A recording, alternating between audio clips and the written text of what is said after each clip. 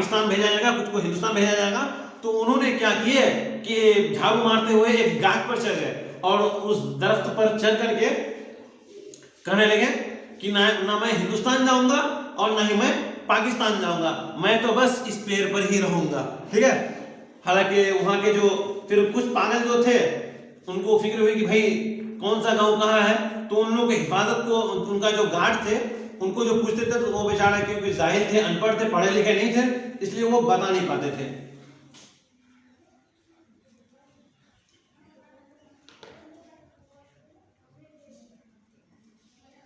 पागल ऐसे ही थे, वो एक मुसलमान पागल थे जो पहले तो मुस्लिम लीग पार्टी के वो राइवल थे, ठीक है, लीडर थे।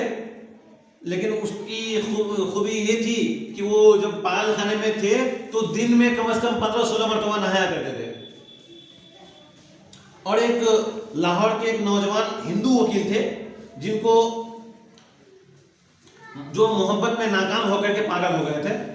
तो जहां वो मोहब्बत करते थे, जिससे वो मोहब्बत करते थे, उस लड़की का घर था अमृतसर। ठीक है, अमृतसर। तो उसको फिक्र हुई कि भाई अब अमृतसर जो है, भले ही हम पागल खाने में है, तो अमृतसर हिंदुस्तान में है या पाकिस्तान में है। अगर अमृतसर हिंदुस्तान में चला गया तो उसको जब सुना कि अमृतसर हिंदुस्तान में चला गया तो उस बेचारे को बहुत दुख हुआ कि भाई अब तो हम दूसरे देश के हो गए और वो भी दूसरे देश की हो गई।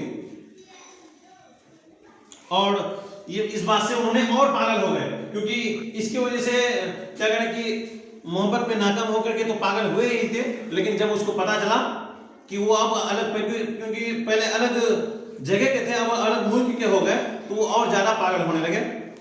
और पागल होने के बावजूद लीडरों को, बड़े बड़े लीडरों को और ज्यादा गालियां देने लगे जिन्होंने देश का बंटवारा किया था।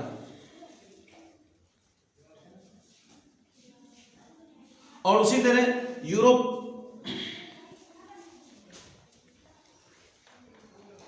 वार्ड में एंग्लो इंडियन पागल थे। अंग्रेज जब हिंदुस्तान को आजाद करके गए थे उससे पहले कुछ पागल थे जो कि अंग्रेज थे, तो उन लोगों को पता नहीं था कि हिंदुस्तान आजाद हो गया है। जब उन लोगों को पता चला कि भाई हिंदुस्तान आजाद हो गया है और हमारे जो रहनुमा है उन्होंने हिंदुस्तान को छोड़कर चले गए हैं, तो उसको बहुत अफसोस हुई। उन्होंने कहने लगे भाई अब हम लोगों का क्या होगा, क्योंकि अंग्रेज हुक्मरान जो थे तो वो क्या करते थे, उन पागलों को नाश्ते में, ब्रेकफास्ट में उन लोगों को ब्रेड वगैरह दिया करते थे, अच्छा अच्छा नाश्ता दिया करते थे। लेकिन उनको फिक्र हुई कि भाई अगर हिंदुस्तानी लोग हम लोग पर अब ये करेंगे, हुकूमत करेंगे, तो अब हम लोग को वो चपाती मिलेगा, रोटी मिलेगा मोटा मोटा, जो हमको खाने में मजा नहीं आएगा। तो क्योंकि ये लोग इस चीज में टेंशन थे, लोग तो कह रहे कि पागल तो पागल ही होते हैं, तो इनको और चीज का फिक्र नहीं था, इसका सिर्फ खाने का पड़ा था कि भाई हम लोग को अब अच्छा खाना नहीं मिलेगा।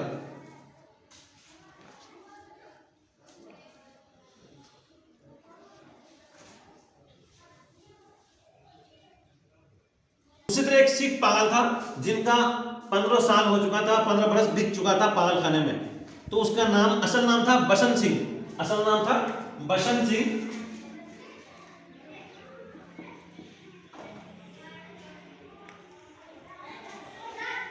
असल नाम था बसंत सिंह, और इन्हीं को बसंत सिंह के ही नाम को इनको तोबा टेक सिंह कह के पुकारा जाता था। ठीक है, तो इसलिए वही बसंत सिंह 15 साल से वो इसमें थे, पागल खाने में थे।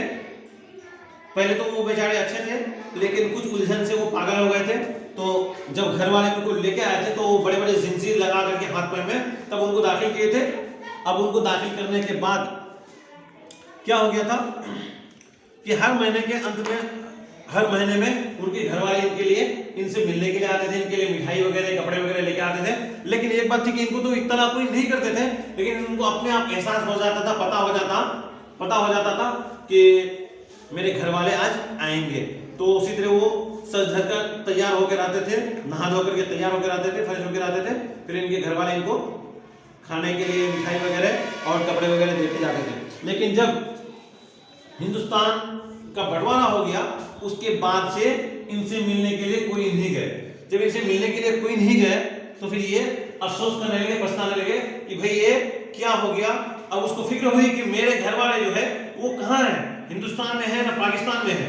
या वो लोगों को कहने लगे भाई और टोबा टेक सिंह जो है वो कहाँ पे है, कि उसका घर का गांव का नाम था टोबा टेक सिंह, लेकिन उसको लोग टोबा टेक सिंह उनके नाम की जगह टोबा टेक सिंह करके पुकारते थे। तो उसको फिक्र हुई कि भाई टोबा टेक सिंह जो है वो कहाँ है। तो उसी तरह एक जिन्ना नाम से एक पागल थे, तो वो अपने आप को कहने लगे कि मैं ही मोहम्मद अली जिन्ना, मैं ही हूं, मैंने ही पाकिस्तान को हिंदुस्तान से अलग किया है।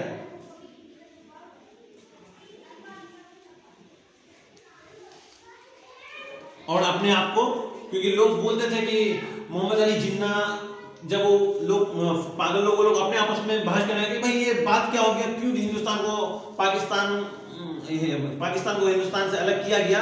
तो कुछ लोग कहने लगे कि ऐसा है कि एक शख्स है जिसका नाम है मोहम्मद अली जिन्ना, लोग उसे कायदे आजम के नाम से पुकारते हैं और उन्होंने ही ऐसा किए हैं। तो वो शख्स जो थे मोहम्मद अली जिन्ना, वो कहने लगे कि मैं ही हूं मोहम्मद अली जिन्ना, मैंने ही पाकिस्तान को हिंदुस्तान से अलग किया है। ठीक है। और उसी तरह पागल खाने में एक पागल और थे जो अपने आप को खुदा कहते थे कि मैं खुदा हूं, अपने आप को खुदा कहलाते थे। तो फिर टोबा टेक सिंह इस दिन उनके पास गए और कहने लगे खुदा तुम बताओ हिंदुस्तान पाकिस्तान में है या कहाँ है। वो कहने लगे कि अभी तो उसके बारे में हम सोचे नहीं है, सोच के बताएंगे आप लोग को, और हम चाहेंगे तो फिर एक जगह कर सकते हैं। तो टोबा टेक सिंह कहने लगे तुम तो खुदा हो, तो ऐसा कर दो ना, ये सारा झमेला है इसको खत्म कर दो, एक ही जगह कर दो। तो कहने लगे कि अभी मैंने हुक्म नहीं दिया है, अगर हुक्म दूंगा तो फिर हो जाएगा। तो टोबा टेक सिंह उसको कहने लगे अच्छा बात ये है कि तुम तो मुसलमान का खुदा हो ना, सिख का खुदा नहीं हो, इसलिए मेरा बात नहीं मानते हो, सिखों का काम नहीं करते हो। उसी तरह जब सारे पागलों को, क्योंकि ऐसे आदमियों को संभालना तो आसान होता है लेकिन पागलों को संभालना बड़ा मुश्किल होता है, ठीक है। तो सारे पागलों को बॉर्डर पर लाया गया, गाड़ी में भर के उन लोगों को बॉर्डर पर लाया गया। और बॉर्डर पर लाने के बाद अब जो जहां के थे वहां भेजने लगे। तो अब कुछ सब पागल शरारत करने लगे। कोई पागल ऐसे थे कि अपने आप को नंगा करने लगे, अपना कपड़ा अपना फाड़ फूट करके फेंकने लगे, क्योंकि पागल तो पागल ही है, उसका दिमाग ही रहता तो उस तरह नहीं होता। और कुछ पागल इधर भागने लगे, कुछ पागल उधर भागने लगे, यानी जितने भी बड़े अफसर थे उनके साथ सब अफसर को सब कुछ परेशान कर दिया।